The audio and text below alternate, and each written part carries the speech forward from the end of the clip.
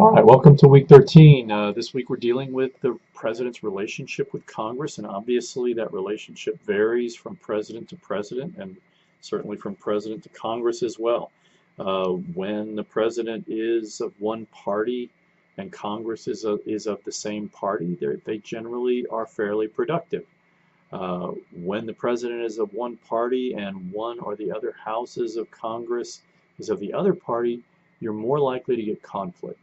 And of course, even in some instances, you'll find that, for example, Jimmy Carter had difficulty getting a lot of his stuff through Congress because Congress they simply had a different agenda. At that point, the House of Representatives had been in Democratic hands for 3 decades, and they simply thought they knew better. And so that created a real problem where the president wanted to prioritize certain things, and Tip O'Neill was like, no, I want to do it. I want to do something else. I can't get the votes for that. So that creates a real problem sometimes.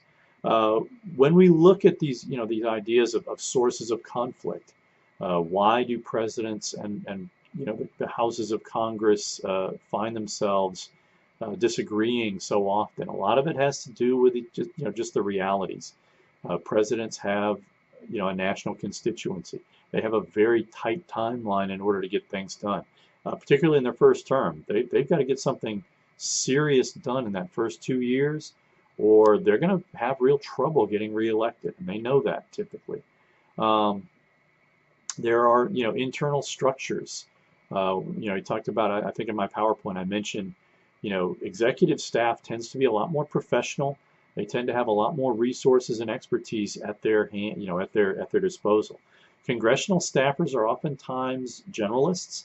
It's interesting to me that the more I read just how staffing happens in Congress, it's oftentimes a patronage type thing where they bring in the cousin of a big donor or something like that. And so the reality is that Congress, yes, they have extensive staff, but a lot of times the staff is not nearly as professional as you'll see with the executives. And when staffs come together, a lot of time there's this sense of the executives going, geez, these guys are amateurs. So that creates a real problem. And a lot of times you have very differential notions of how much information and expertise that the respective areas have. And then there's the time horizon. I like to talk about presidencies as being on a shot clock. They know they don't have a lot of time to get things done.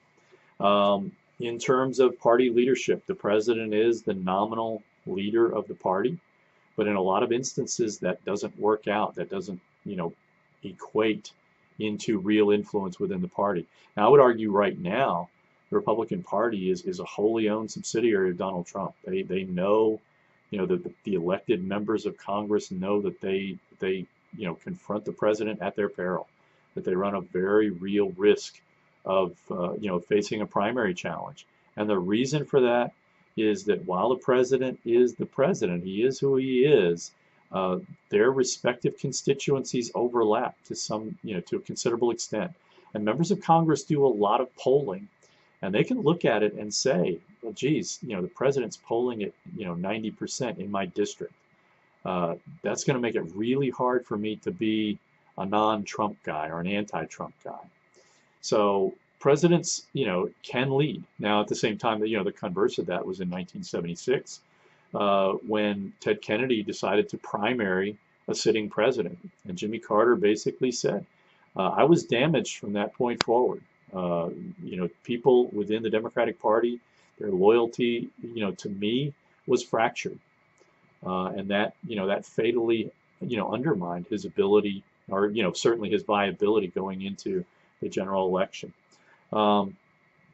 We talk a lot about maintaining and increasing party numbers. That's very difficult for presidents to do. Uh, Quite frankly, it's really hard for presidents to campaign on behalf of members. Now, certainly they can campaign to try and get their members reelected when they're popular in their districts. But imagine Donald Trump now going out, at a time when he's going to be running for reelection now. I mean, that's the reality. He's heading into 2020. Is he going to be sufficiently popular in every district that he could go and campaign, in a purple district. Remember, he's not going to be needed in districts where, the vote, Republican voter registration is over 60%. He's going to be needed in a lot of these 50-50 districts where, people barely squeaked out a win in 2018 and where they might be facing another, uphill climb. Is he going to be able to go into those kinds of districts and help those folks, be able to raise money, be able to, put their arm around the guy or the gal and be able to, use his reputation to pull them across the line? That's going to be difficult. Then, of course, there's the issue of bipartisanship. To what extent can a president reach across the aisle and make deals with the leadership from the other party, especially in instances of divided government? To me, the best example of that was Eisenhower, where he really was in a position where, Democrats controlled both houses of Congress. He had to work with them. So he had to give them things that, that they wanted. And it infuriated the Republican congressional leadership because, in point of fact, Eisenhower had a better, relationship with Lyndon Johnson, who was the Senate Majority Leader at the time, and Sam Rayburn, than he did his own, congressional leadership. So, that's again something that you do at your peril. Eisenhower could get away with that because he was a war hero. Other presidents would have a great deal of difficulty doing that. Imagine Donald Trump trying to do that right now, making a deal with Nancy Pelosi and Chuck Schumer. What would that do with his popularity, with his base, which is the essence of him being able, to hold on to the presidency? If he's going to win in 2020, he's going to have to get max turnout from that 30% of the strong Republican identifiers in the electorate right now. And so he's not going to do anything, to actually govern with Democrats. So you have to know as a president what your strategic position is, and what you need to do in order to get reelected and in order to, maintain high approval ratings. Because remember, approval ratings are cash value. That's what enables you to be able to govern.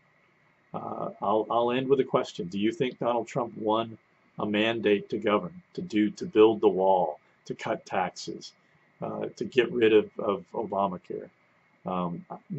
That's an argument that we can have. So let's have a great week and have a good week of discussion.